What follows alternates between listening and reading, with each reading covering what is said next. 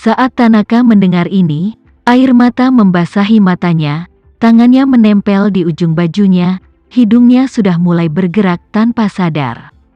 Tama melirik Tanaka dan berkata sambil tersenyum, "Jangan khawatir, kalian berdua, jika waktunya tepat, aku akan membiarkan kalian berdua berdiri lagi."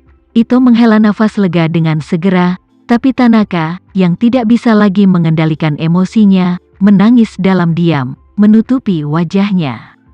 Pada saat ini, pintu dibuka, dan Nanako, yang mengenakan pakaian kasual, menggesek kartu dan masuk. Dia datang ke ruang tamu dan hendak memanggil ayahnya, tapi tiba-tiba melihat Tama duduk di sofa ruang tamu saat ini, dan tiba-tiba berkata dengan terkejut, "Tuan, mengapa kamu di sini?"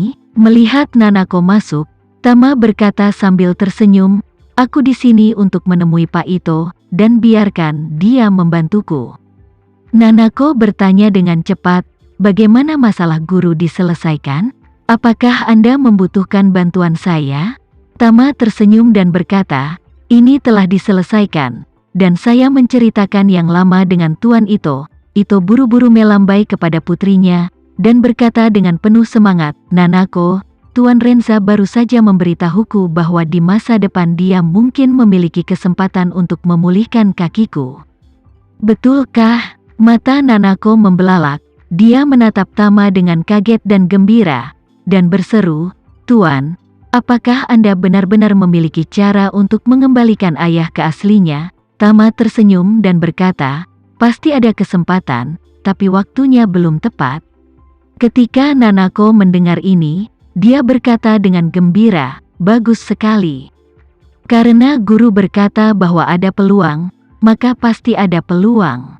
Ito sedang dalam suasana hati yang baik, jadi dia buru-buru berkata kepada Tama, "Tuan Renza, ayo kita makan siang bersama nanti.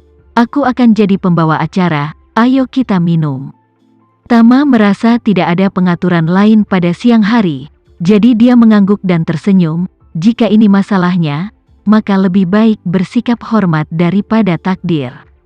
Nanako bahkan lebih bahagia, dan buru-buru berkata, "Kalau begitu aku akan menelepon departemen makanan dan minuman dan memesan 1 kotak."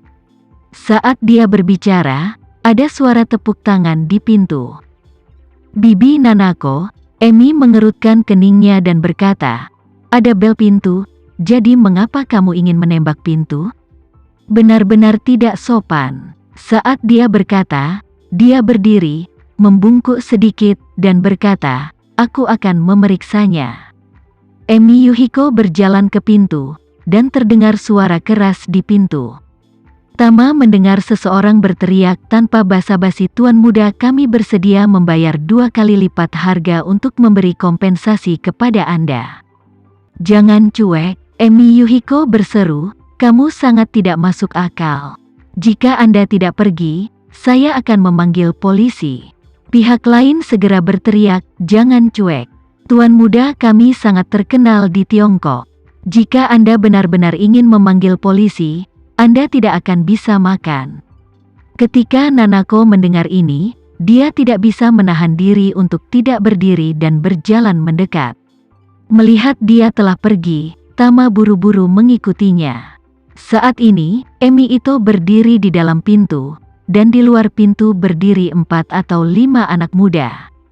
4 atau 5 orang ini berpakaian gaya, ada pria dan wanita. Orang yang berbicara adalah seorang pria muda berusia 20-an yang tinggal. Dengan rambut sedang dan buntut bebek sebahu di bagian belakang kepalanya, ia dibalut dengan berbagai aksesoris trendy yang terlihat cukup dilebih-lebihkan. Tama berani berjalan ke pintu sebelum Nanako dan bertanya kepada anak-anak muda itu, "Apa yang kamu inginkan?" Mendengar Charlie, pemuda itu mendengus dan berkata dengan jijik, "Kamu harus menjadi penerjemah untuk gadis Jepang ini? Terlalu sulit untuk berkomunikasi dengan gadis ini."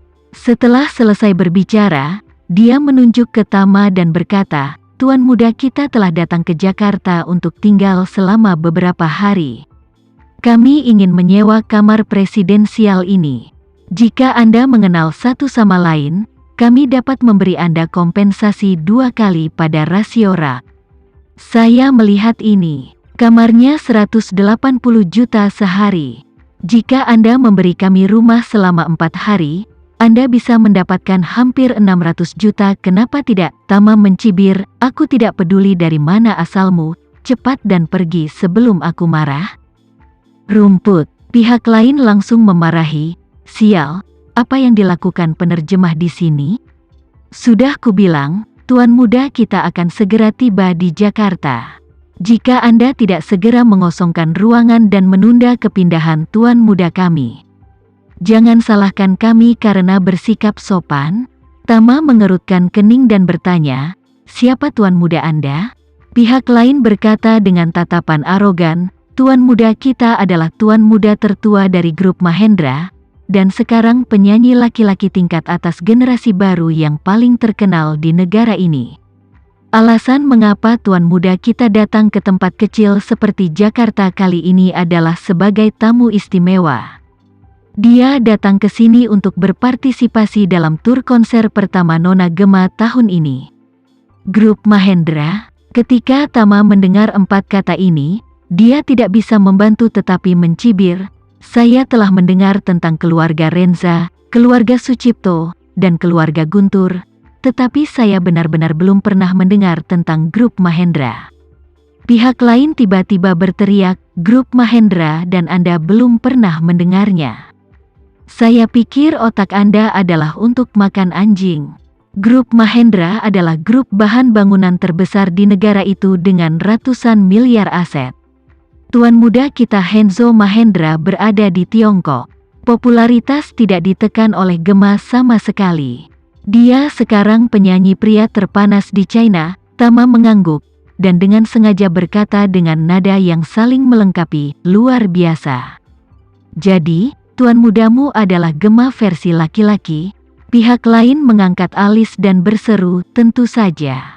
Nona Gema adalah penyanyi wanita kelas atas, dan Tuan Muda kami adalah penyanyi pria tingkat atas.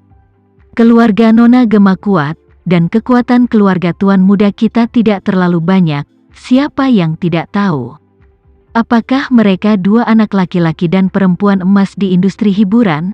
Tama berkata dengan menyesal, maafkan aku tidak tahu tentang itu. Mengapa itu gadis emas? Kenzo, aku bahkan belum pernah mendengar namanya. Pihak lain berkata dengan nada menghina, nak, bagaimana berpura-pura? Bagaimana mungkin Anda belum pernah mendengar tentang Henzo Mahendra? Apakah Anda tinggal di luar negeri sepanjang tahun?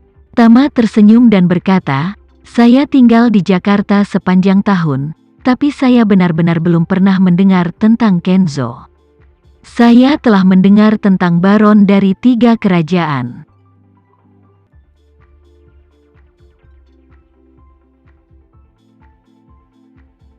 Sekian dulu ya video kali ini, kita lanjutkan lagi videonya di lain waktu. Oh iya, bagaimana menurut kalian? Semoga bisa sedikit menghibur kalian semua. Untuk teman-teman yang baru nonton jangan lupa subscribe ya hehehe. Dan kalau teman-teman ada yang ingin gabung langganan bisa langsung gabung saja untuk dapat fitur yang menarik dan sedikit membantu Mimin. Terima kasih banyak sudah menonton, sampai jumpa lagi, bye.